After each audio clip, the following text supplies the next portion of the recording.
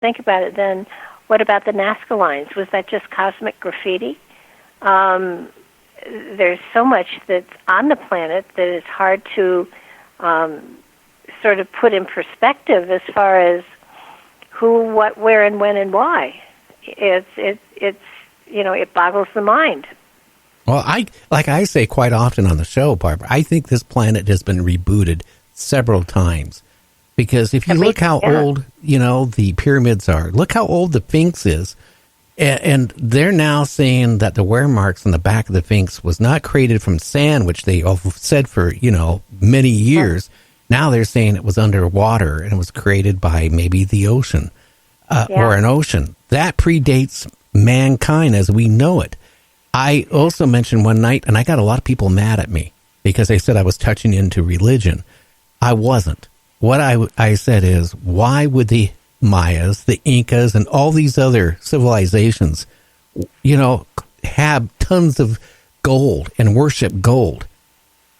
To me, I got a feeling that our planet was harvested for its minerals at one point by beings that came down and maybe brought humanoids to work the mines or whatever. Because why would the Mayas, Incas, and all these other civilizations worship gold, have gold, and all this stuff? Why not brass? Why not lead? Why not some other metal? But gold. Now, well, gold's prettier. Come on, gold's really pretty. It's pretty, but also in electronics, gold is probably the very best conductive material used in electronics. Then followed by silver. Well, yeah, but I mean, you're right. Look at the copper mines in Minnesota and Michigan. They've been they've been mined for the last 9,000 years, and you're right. There have been at least 5 mass destruction events for the Earth that they've been able to identify. I was talking to Mary Joyce last night, and we kind of brushed Bigfoot. We talked about it for very briefly, and apparently they have found that, this is cool, that they were able to get DNA, and they found that the DNA in Bigfoot is, the mother is human, but the father is of an unknown origin. So then you begin to wonder, and then I suggested, maybe they were interdimensional, phasers, or that they have been around since before the last ice age, before that they actually survived they've been here all along. In other words, that maybe they were the original humans. Possible. We evolved from them. Well, I will say this, and I know we got to go on break real quick. Mary Joyce has been on my show a lot. Uh-huh. Now, I'm going to go back to the early 2000s.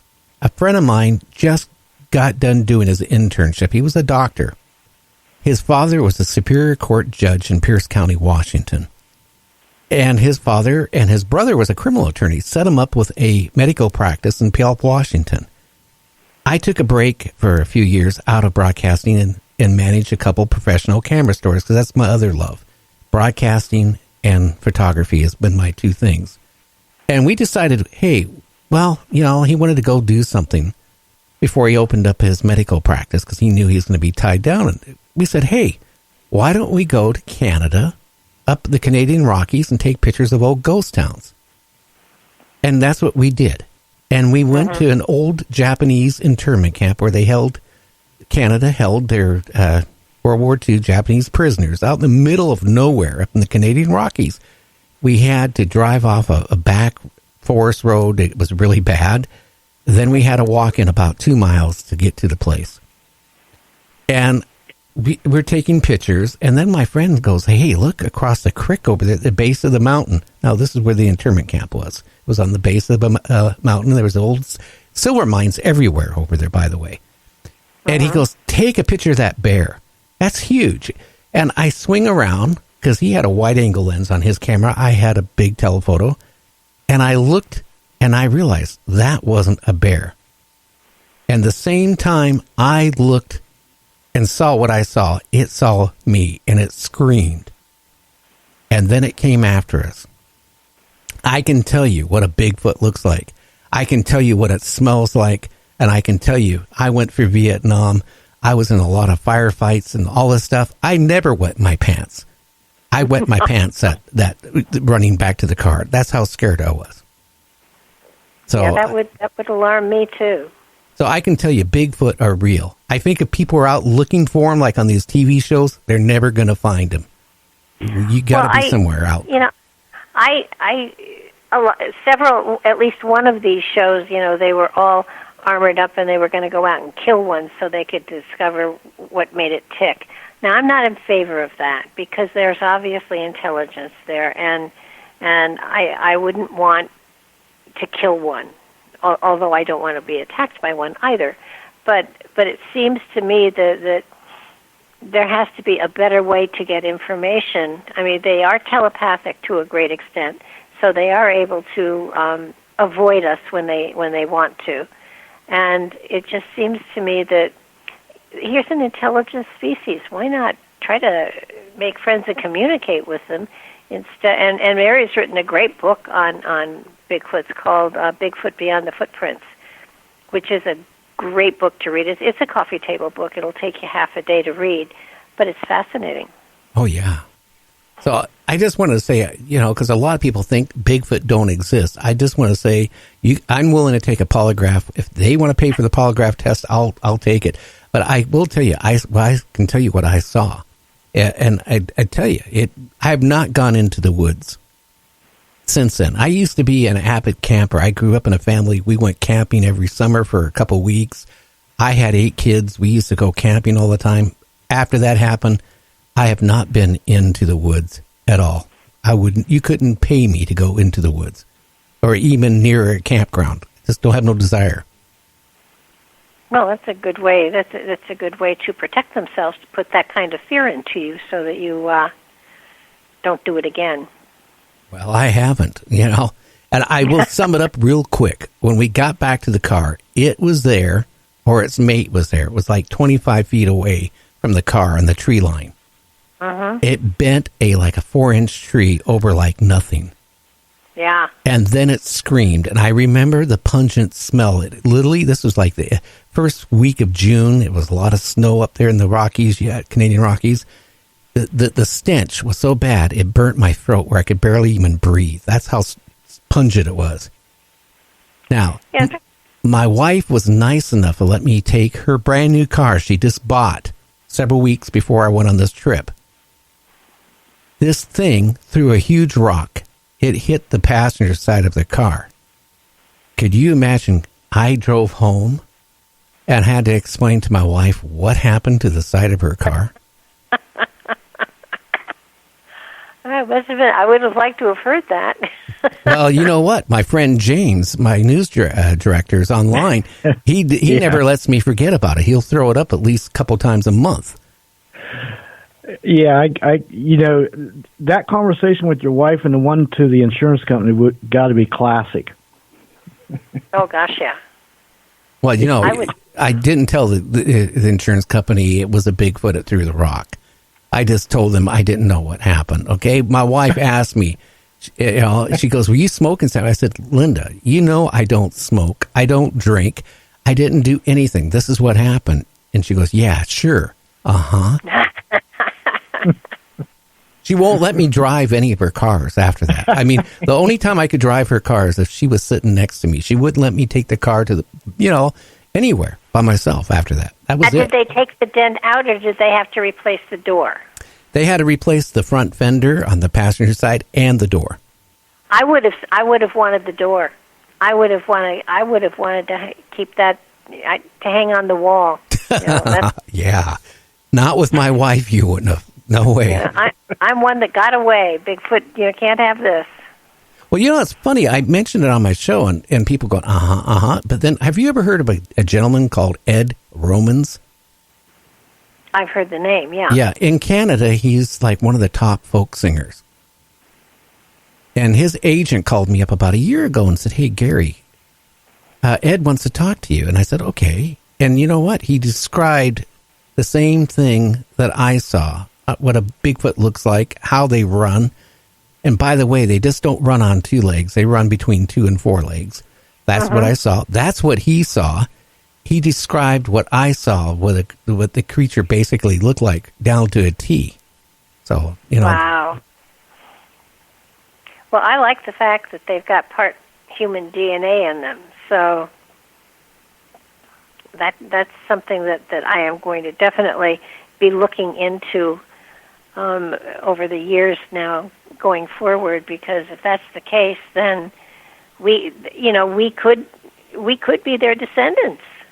We could be, but here's the thing. Some of my family members married into 2 different Indian tribes up here in the Northwest.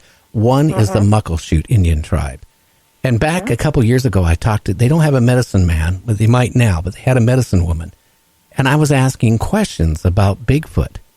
And she told me, back in like the 1770s or 1870s, 1860s, all these stories and stuff about the squaws would be down at the river washing their clothes. They would have their baby down there with them to take care of the baby. And a bunch of Bigfoot would run through and either grab the babies or grab the squaws. And then the tribe, warriors would go out naturally to bring their loved ones back. And a lot of times they would find bones. But maybe, too, they could have been crossbreeding at one point, too. Well, we won't know until we can get one to talk to us. We need that. We do need that.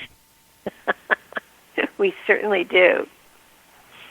Wow. I know I went off the subject about UFOs, but it kind of all ties together because some people think that Bigfoot are tied in with UFOs. I probably wouldn't agree with you, because I think I truly believe they interdimensionally shift. I do too. I believe there's a portal someplace, or they create portals, or they're able to manifest them, or whatever. But I believe that the reason that it's so hard to, capture or find one and stuff like that is because they just aren't on this plane anymore. But UFOs, there's so many out there these days that it's really a crapshoot as to which are ours and which truly are alien crafts. And they say, or it is said, that the Antarctic has those caverns beneath them where UFOs are stored, where they're being worked on.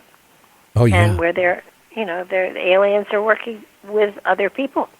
Oh yeah, and too, did you discuss that with Mary Joyce, because she has her own ideas about that? Anyway, we need to go on break. So we're going to be on a 2-minute break, and then James is going to come back for about 3 minutes with the paranormal news. So that gives you about 8 minutes, kid, if you want to go get a cup of tea or something, and we'll be back. Okie doke. Okay. How or why they decide to make a connection with the bearer of light from the other side. It's a self-centered new world reflection. It's a one-way ticket for a hell of a ride. They're making a deal. Whether down at the crossroads or Hollywood and Vine, they're making a deal. Gonna have it all for a moment in time.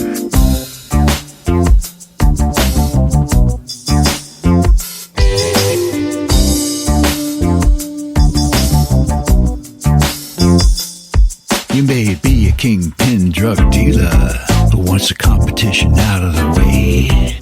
You may be an elite politician who wants total control and a power play. You may be an aspiring entertainer who wants to have their name in lights. You may be a 4-star general who wants the upper hand in a global fight. They're all making a deal. With the chief light bearer from the other side, they're making a deal. It's an eternal